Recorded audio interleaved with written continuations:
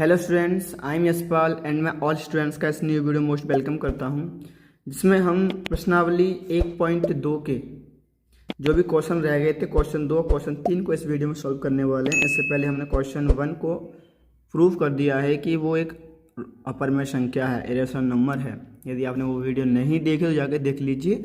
और प्रश्नावली 1.1 के भी सारे क्वेश्चन हमने सॉल्व कर लिए, अपने वो भी नहीं देखी तो वो भी जाके देख लीजिए। मैं उन वीडियो का जो लिंक है वो डिस्क्रिप्शन में डाल दूंगा। चलिए, तो अब हम क्वेश्चन नंबर 2 को सॉल्व करते हैं। क्वेश्चन नंबर 2 के कह रहा है सिद्ध कीजिए कि 3 + 2 √5 एक अपरमेय संख्या है। हमको ये सिद्ध करना है, ठीक है। तो सबसे पहले हम क्वेश्चन को लिख लेते हैं। क्वेश्चन क्या कह रहा है भाई हमसे? क्वेश्चन कह रहा है, क्वेश्चन है हमारा क्वेश्चन 2। क्वेश्चन 2 में कह रहा है कि सिद्ध कीजिए 3 + 2 √5 एक अपरमेय संख्या, यह हमको सिद्ध करना है, ठीक है। तो जब भी देखो, हमने जो √5 की थी वो तो बहुत टफ, मतलब कि उसमें तो हमें बहुत लंबा विरोध है, ये बहुत ही ज़्यादा शॉर्ट होती हैं। तो इस तरह के सवाल में तुम्हें सबसे पहले क्या होगा, सबसे पहले मानना पड़ेगा कि माना कि 3 + 2 √5 एक परमेय संख्या है, एक परमेय संख्या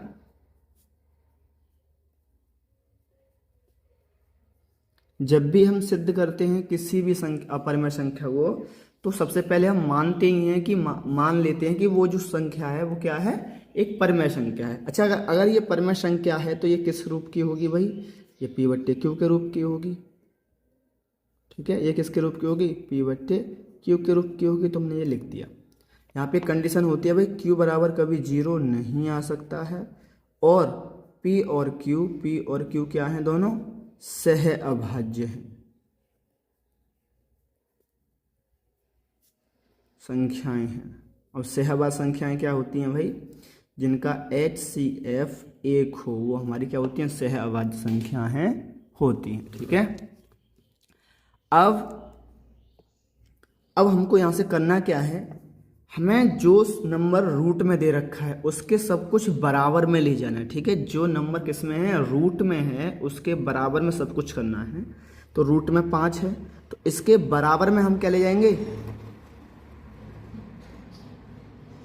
जितने भी नंबर दे रखे हैं उनको ले जाएंगे, ठीक है। जितनी भी संख्या दे रखी है उतनी। तो देखो यहाँ पे ये 3 जो है ये किस में दे रखी है? यहाँ पे प्लस में, उधर किस में जाएंगे? माइनस में। तो 2 √5 P/Q और -3, ठीक है। तो भाई अब यहाँ से आप क्या ले लीजिए? अब यहाँ से वो ले लीजिए LCM। 2 √5 बराबर Q LCM आ जाएगा भाई। इसमें तो जान ही रहा, Q का भाग तो एक P का P आ जाएगा, लेकिन इसमें भाई इसके नीचे 1 है, तो इसमें तो Q का भाग Q बच जाएगा, तो ये आ जाएंगे हमारे 3Q। लेकिन मैंने क्या बोला भाई, रूट के बराबर में सब कुछ, यहाँ पे 2 रह गए हैं, तो 2 इधर किस में है? गुणा में। इधर किस में आ जाएंगे? भाग में। तो 5 रूट बराबर P-3Q/2Q, ठीक है। ये हमारा नंबर आ गया।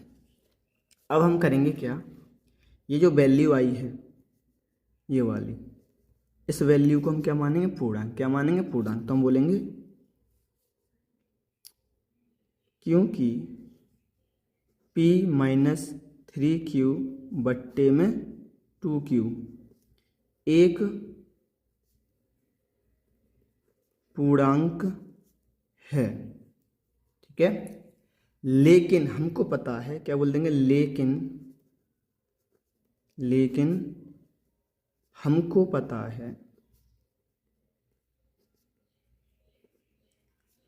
कि √5 एक अपरमेय संख्या है, एक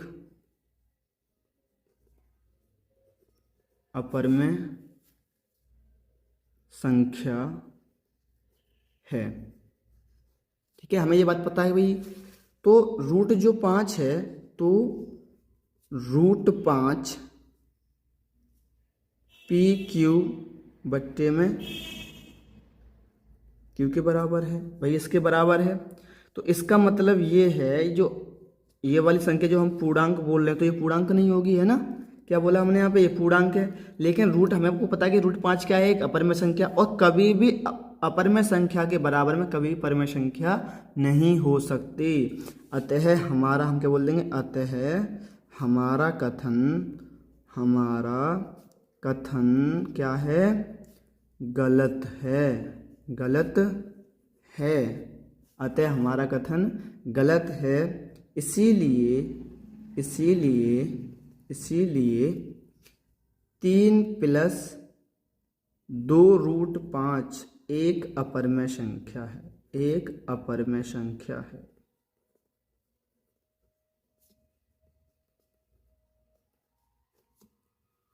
बस बहुत ईजी था, ठीक है।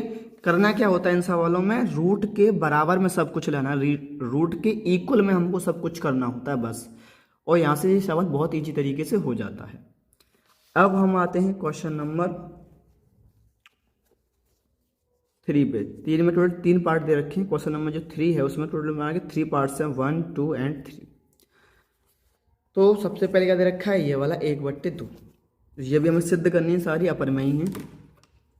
तो क्वेश्चन 3 का 1 क्या दे रखा है भाई, सिद्ध कीजिए कि √1/2 एक अपरिमेय संख्या है। तो सबसे पहले आप क्या करोगे, मान लोगे। तो क्या बोलोगे, माना कि 1/√2 एक अपरिमेय संख्या, एक क्या है, एक वो सॉरी अपरिमेय नहीं परिमेय मानेंगे, क्योंकि अपरिमेय तो है, तो परिमेय संख्या है, परिमेय संख्या है, ये हमने मान लिया, ठीक है।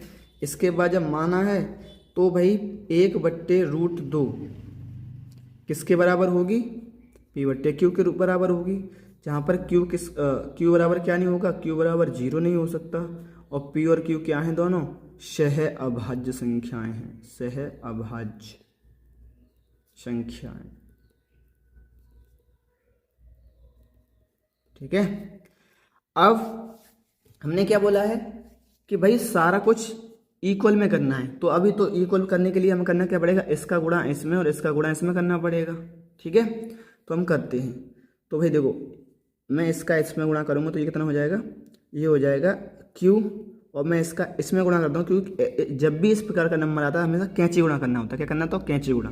तो इसका मैं इसमें कर दूंगा तो Q का एक में करूँगा तो Q आ जाएगा, और इसका इसमें करूँगा तो ये कितना आ जाएगा, √2 और P आ जाएगा। हमें तो केवल क्या चाहिए, रूट बराबर चाहिए। तो ये इधर किस में है, गुणा में, इधर किस में आ जाएगा, भाग में। तो Q/P बराबर में √2। भाई इसको हम ऐसे भी लिख सकते हैं, √2 बराबर Q/P, ये भी लिख सकते हैं हम इस बात को, ठीक है। तो अब ये जो आया है P/Q, ये क्या है, एक पूर्णांक है, ये क्या है, एक पूर्णांक है। तो हम लिखेंगे क्योंकि Q/P एक पूर्णांक है, एक क्या है, पूर्णांक है, पूर्णांक है।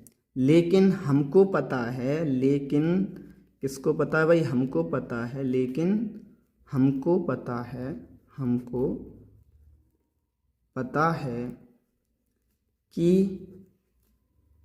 √2 एक अपरिमेय संख्या है, एक अपरिमेय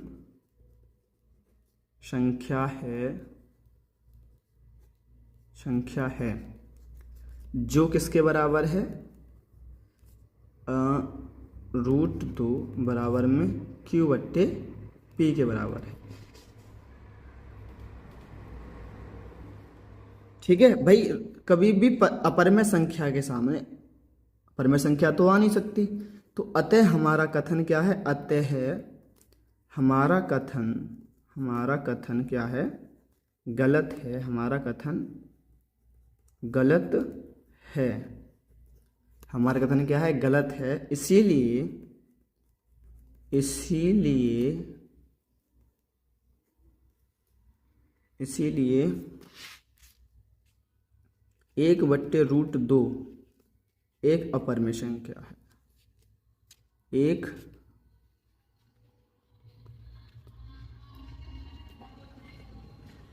अपरिमेय संख्या है। ठीक है, अब आते हैं नंबर में। अभी राइटिंग जो है तो मेरा थोड़ा हाथ में प्रॉब्लम है, इस वजह से ऐसी आ रही है, पर काम चलाने आपके समझ में तो आ ही रहा होगा। ठीक है, तो अब हम आते हैं क्वेश्चन नंबर इस वाले पे, इस पे, और फिर हम ये वाला करेंगे।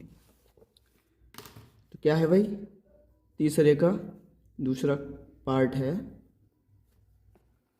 क्या दे रखा है, वो दे रखा है 7√5, 7√5। तो सबसे पहले हम इस नंबर को क्या मान लेंगे कि माना कि एक परिमेय संख्या है, माना कि 7√5 एक परिमेय संख्या है।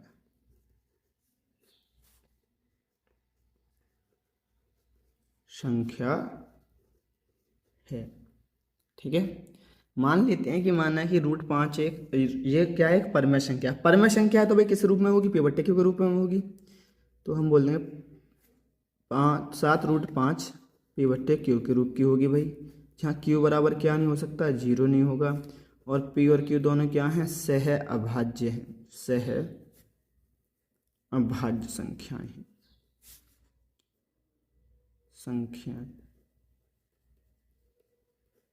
ठीक है, अब मैंने क्या बोला है, इसके बराबर में सब कुछ कर लेंगे। तो ये इधर 7 जो है वो किस में है भाई, गुणा में, इधर किस में आ जाएंगे, भाग में। तो √5 बराबर में पी 7q भाई, ये जो है, क्योंकि p बट्टे में 7q क्या है, एक पूर्णांक है, एक पूर्णांक है। लेकिन हमको पता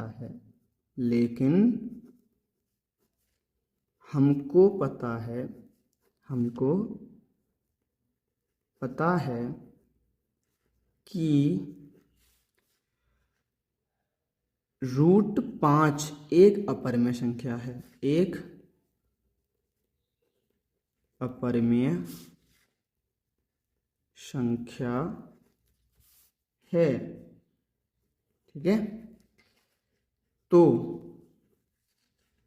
जो √5 है वो किसके बराबर नहीं हो सकती भाई, q बट्टे में 7q के बराबर नहीं हो सकती।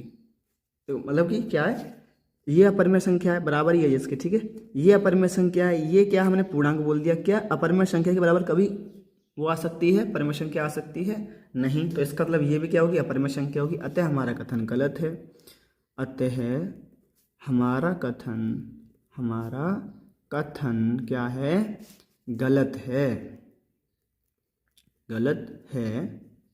इसीलिए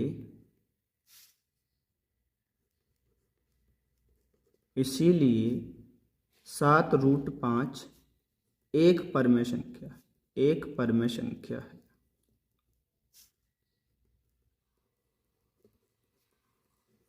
एक परिमेय संख्या है। ठीक है, अब लास्ट सवाल रह गया है, सवाल नंबर ये थर्ड, ये वाला लिख लेते हैं इसको भी भाई। क्या है, सवाल नंबर थर्ड है, 6 + √2 सिद्ध करनी है कि एक अपरिमेय संख्या है। सबसे पहले क्या मान लोगे, माना कि 6 + √2 एक क्या है, एक परिमेय संख्या है, एक परिमेय संख्या है।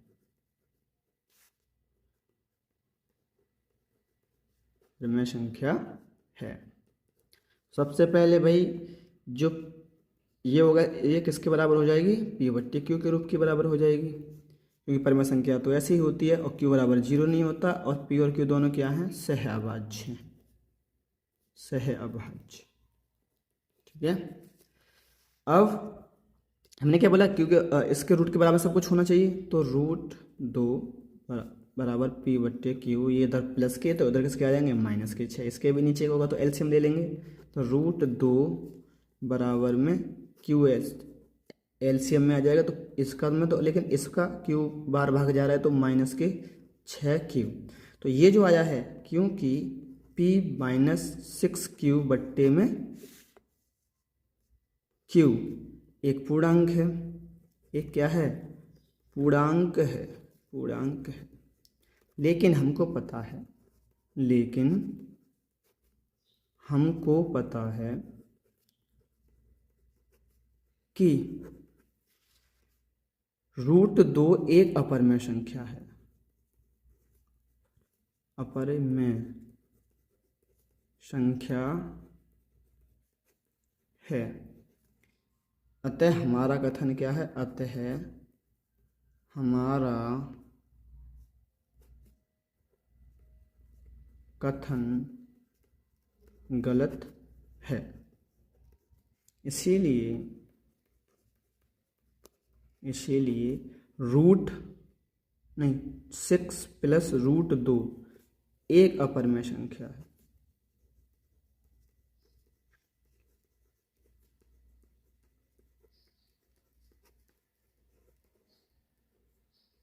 ओके, ठीक है।